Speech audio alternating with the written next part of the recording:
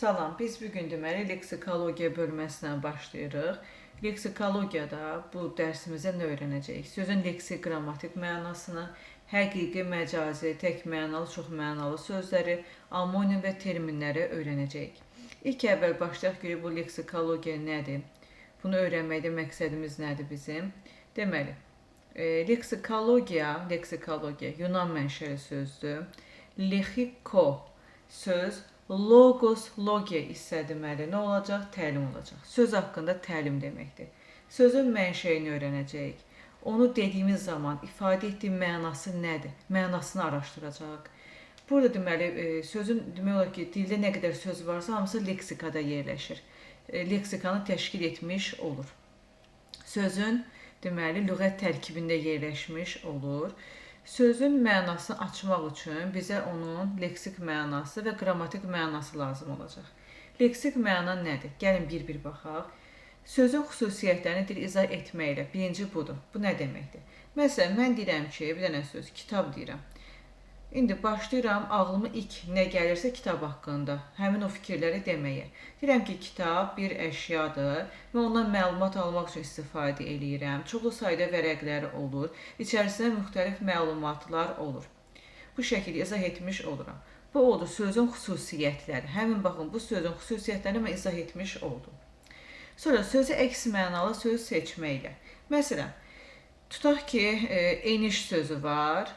Bir də deyirəm ki, yoxuş. Bunun əksi izah etmiş oluram. Yoxuş.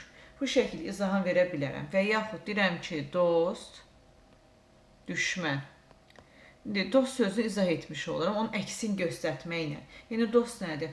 Yanımızda duran, bizə kömək eləyən, dar məqamda əlimizdə tutan bir insan, şəxs. Düşmən nədir? Bunun əksidir. Artıq mən dost sözünün əksini deməklə, düşmən deməklə onun mənasını açmış oldum. Yəni dost sözün dəyərini izah etdim. Sözə yaxın mənalı söz seçməklə. Məsələn, deyirəm ki, bir qədər müxtəsər danış. Qarşımdakı bunu anlamır da, hə? Deyirəm ki, bunun sinonimin deyirəm, yaxın mənalısını. Deyirəm, yəni qısa danış demək istəyirəm də, lakonik danış, qısa danış mənasında. Sözün hissələrinin mənasını açmaqla. Bu daha çox düzəltmə və mürəkkəb sözlərdə olur. Deməli, bu nədir? Mən onları hissələrə parçalayacağam, parçalayıb izahını verəcəm. İndi başlayaq. Məsələn, deyirəm ki, ayaqqabı sözü. Ayaqqabı sözü mürəkkəb sözdür. 2 dənə sözdən ibarətdir.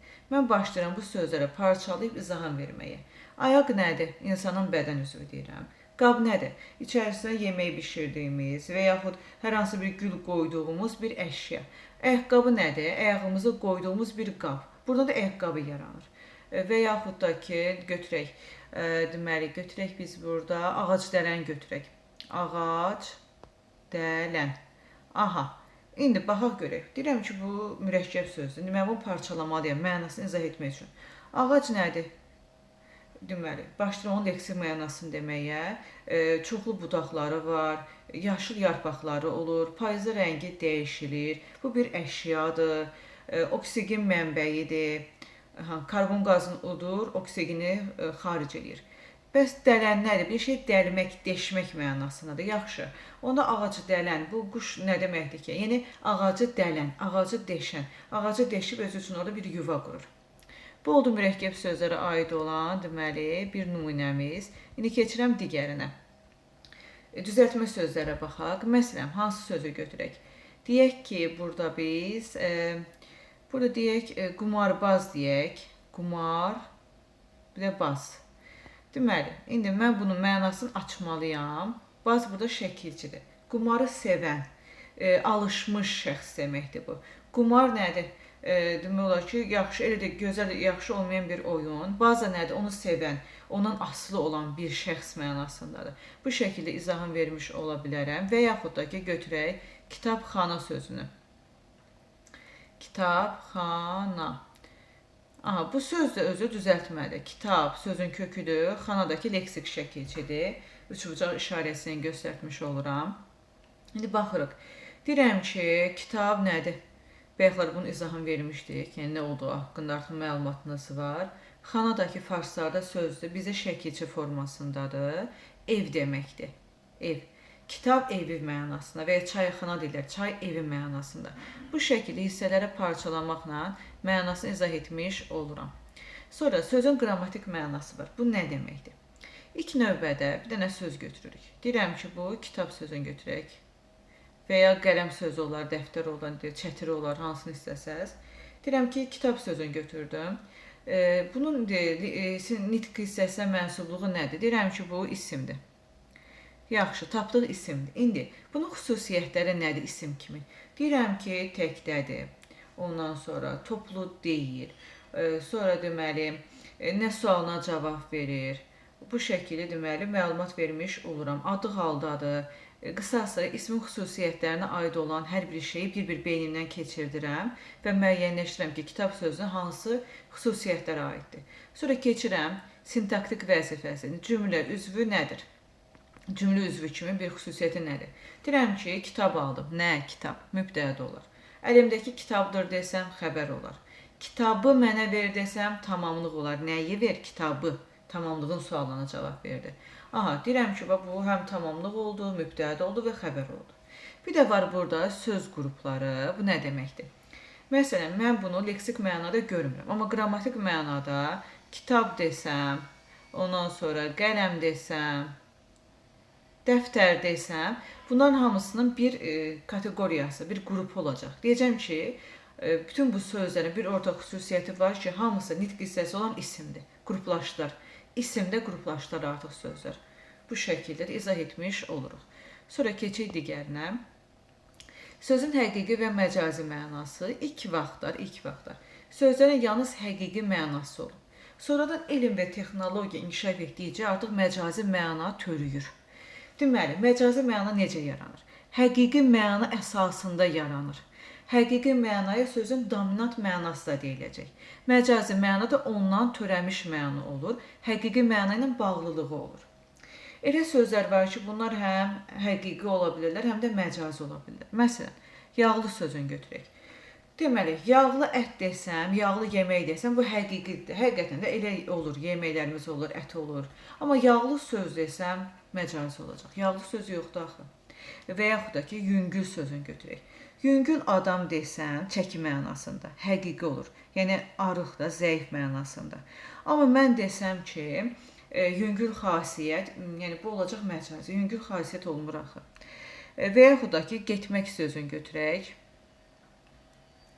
Mən desəm ki, evə getmək həqiqidir, həqiqətən evə getmək olar, həqiqidir. Bir də fikrə getmək desəm, burada artıq fiziki bir hərəkətdən söhbət getmir. Bir insan durub fikirləşir. Bu oldu məcazi mənada. Sonra yola düşmək sözünü götürək lap, yola düşmək. Yola düşmək, desəm ki, qələm yola düşdü, bu həqiqi olardı, eləmi? Bir də deyirəm ki, qonaqlar yola düşdü, yəni getdilər demək istəyirəm də, bu olacaq məcazi mənada. Gördünüzmü? Eyni söz yerinə görə həm həqiqi, həm də ki, məcazi mənada ola bilər. Sonra keçək digərinə. Tək mənalı və çox mənalı sözlər. Tək mənalı söz dedikdə yalnız bir leksik mənası olan sözlər nəzərdə tutulur. Burada daha çox məsələn terminləri biz aid eləyə bilərik. Terminləri əsasən aid eləyə bilərik bura. Məsələn, mübtədadır, fiksajdır, təşbihdir, mübaliğədir və s. ki, bunların yalnız bir leksik mənası var. İkinci bir məna mənim ağlıma gəlmir. Amma çox mənalı söz dedikdə həqiqi məna ilə bağlı olur. Ondan yaranır məcazi məna. Bunlar arasında məna bağlılığı olur. Yəni, mənaları eynidir. Heç bir fərqi yoxdur. Sadəcə biri həqiqi olacaq, biri məcazi mənada olacaq. Bu qədər. Həqiqi məna bərabərdir məcazi məna. Belə deyim sizə. Daha çox bədən üzvlərimiz çox mənalı olacaq. Və bunlar eyni nitq hissəsinə aid olur. İsim, sifət və feillər daha çox mənalılıq yaratmış olur. Məsələn, götürək ayaq sözünü. Ayaq desəm, heyvan ayağı, insan ayağı həqiqidir, eləmi? Bax, bir dənə həqiqi mənam var. İndi bundan bir dənə məcazi məna mən törəməliyəm. Məsələn, deyirəm ki, məcazi məna kimi, masanın ayağı.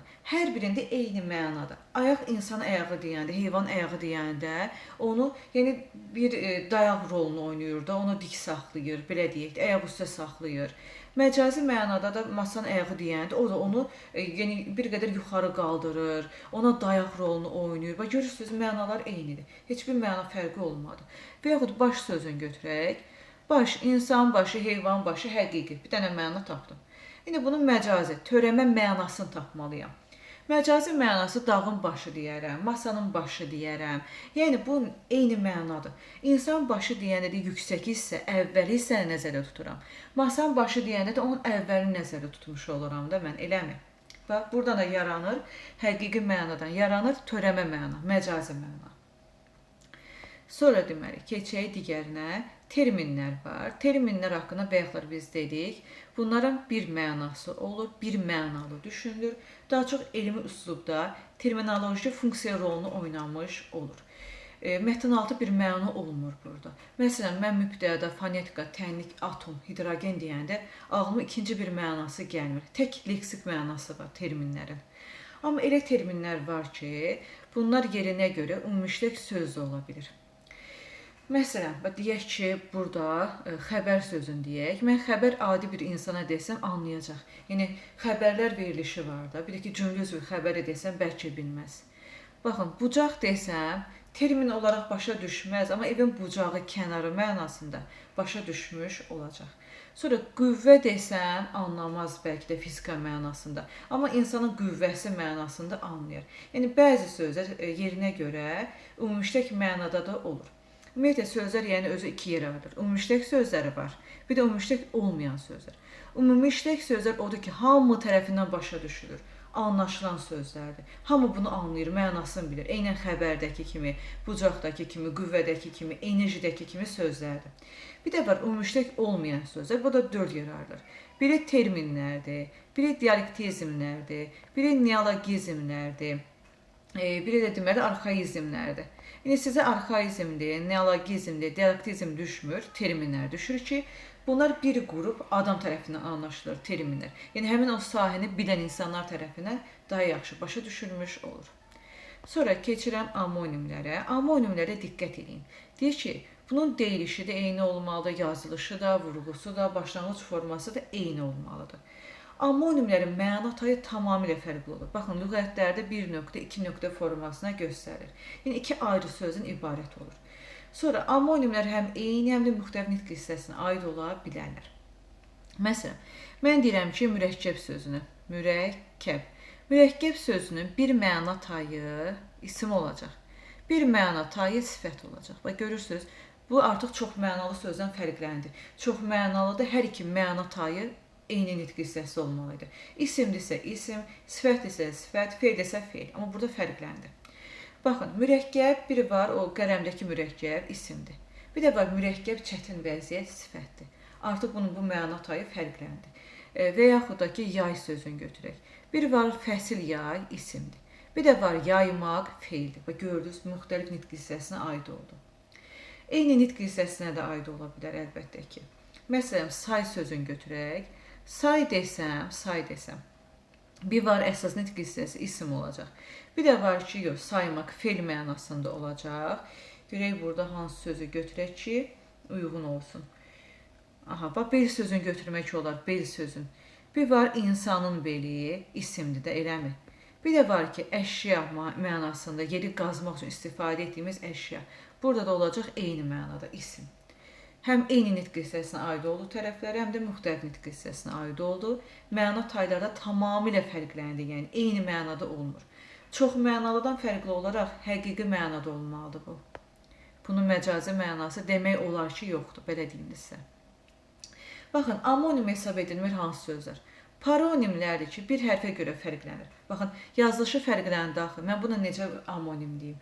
Mətin desəm, yəni dözümlü insan, isi olan. İsi olmayansa sintaksə aid olandır, mətindir. Xeyir desəm, şər mənasını və görürsünüz, leksik mənasını izah edirəm, əks mənasını göstərməklə. Xeyir şər mənada, bir də xeyir deyirəm, yox mənada. Qəlb desəm, insanın qəlbi mənasında, leksik mənasını sizə izah edirəm, fikir verirsinizmi? Qəlb desəmsə, saxta mənada olmuş olacaq. Sonra, vurğusuna görə fərqlənən sözlər, amoqraflar var. Amoqraflar, məsələn, baxın, alma desəm, bu nədir? Feildir də, mamə də burada inkardır. Amma alma desəm, vurğu sona düşəcək. Bu olacaq isim. İndi sizə belələrə düşməyəcək. Başlanğıc forması fərqlənən sözlər. Baxın, deyirəm ki, onu birə vur. Burada deməli sözün kökü 1-dir. A ədəyə ki, nədir burada? Yönükal şəkilçisidir. İndi burada videonu dayandırıram. Ardını birazdan davam edərik. Bircə saniyə.